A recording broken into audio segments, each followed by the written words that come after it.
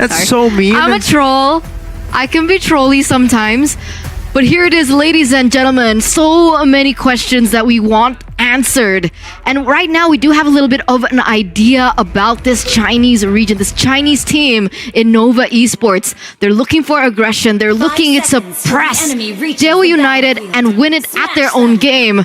And with that, let's welcome you into the Land of Dawn for match number 2, game number 1 between the Indonesian representative and China. Dewa is the Indonesian 6th seed up against Nova.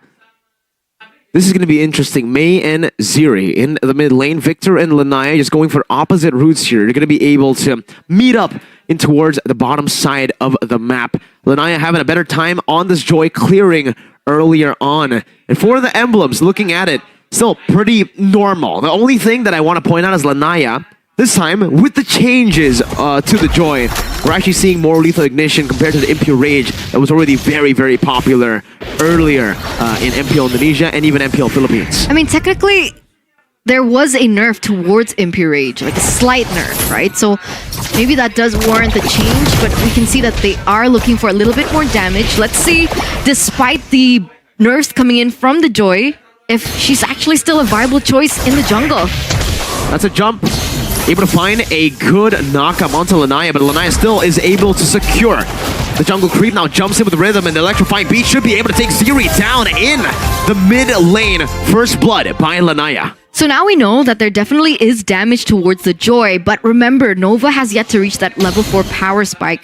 And I'm talking more about Mei in particular. Kaja, Divine Judgment at level 4, should be able to hinder Lanaya a little bit in terms of this rotation. But the question is, can Lanaya continue this trend and continue to snowball to a point where even that level 4 power spike won't mean too much to them? We'll have to see right now, because when it comes down to both these teams, that level 4 power spike should be good actually for Dewa United coming into the first turtle, right? Joy's already hit it a bit earlier, but when it comes to just securing the neutral objective, it should be the Violet Requiem that has a little bit of an advantage, unless Lanaya just jumps in with the turtle on top of that. Second minute of the game, it's a 4-0 start for Dewa. What in the world happened? 3 minutes in, already 4-0. Nova has yet to find a pick off, a kill of their own. Dewa United with a 2k gold lead. It looks like they're controlling better.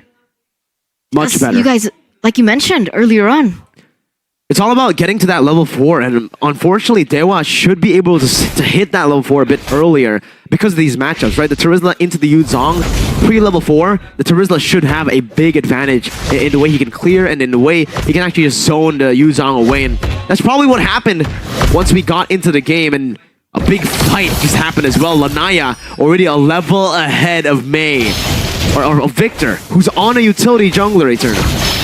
this is definitely not the outcome that I was expecting. Joy's still a very viable choice in the jungle as well, still holding the ground. And sitting at a 1-0-1 KDA for that fact, as Victor here looks for something, but he gets instantly taken out again. The lockdown away, the Dragon Victor gets deleted from the Land of Dawn, and even the electrifying beats used up in the gold lane under the turret.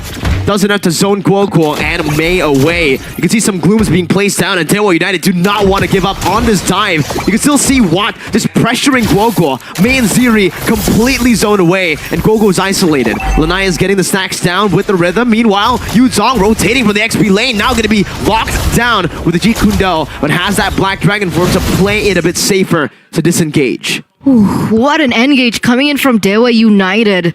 They have their eyes on the target, their eyes on their prize, but luckily Guoguo was still able to clear and not be taken out. But at this point, with all that pressure coming through from Dewa United, it looks like they are going to be able to convert that pressure over to the next neutral objective, where it doesn't look like Nova. What's going on here? No! Not even the purple buff is safe Not from even. Dewa United's early game aggression. They'll pick up the turtle for free again. This time, Guoguo will have a little bit of a better time getting that turret plating, but Shaco's already rotating as well.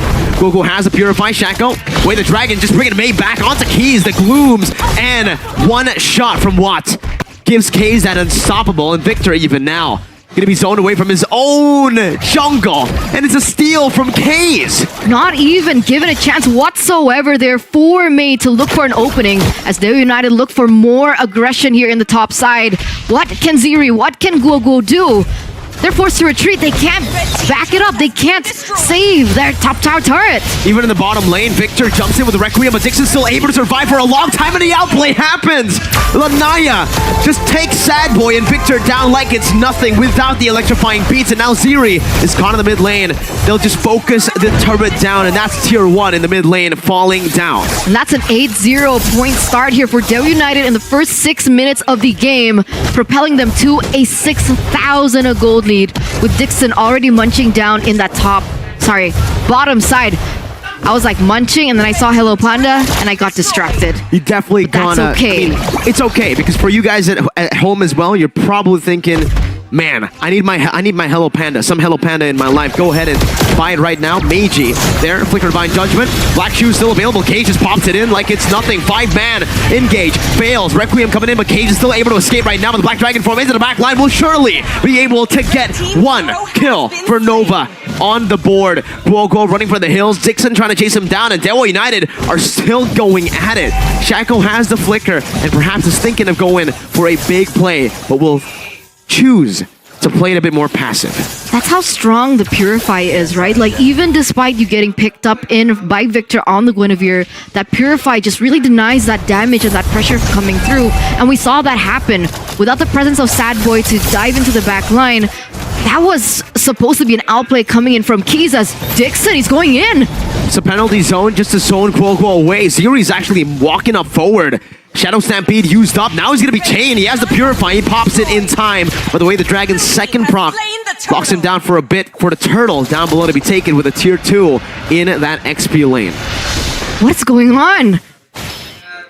It's a stomp that's going on, Eterna. 7,000 gold lead about to be built up by Dewa in the 7th minute of the game. And even Sad Boy on a Yuzong can't do much. He's getting zoned away by K's, poked down, and Lanaya is only now just entering the fight.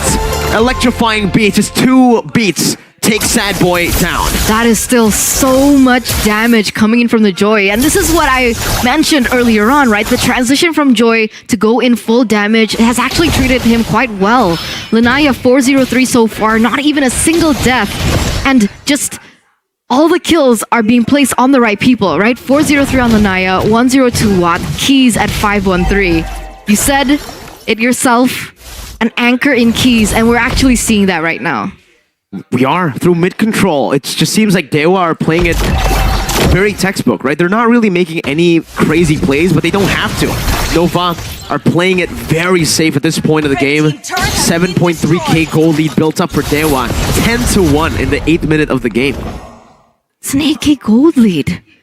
They're trying to beat the clock. Flicker Divine Judgment, but it's only onto the Cho. Even if this happens, penalty zone onto 4 by Dixon. The playmaker as Kaze walks up, dealing the damage. Electrifying beast from Lanaya, and Victor will fall as well to give Dixon his triple kill.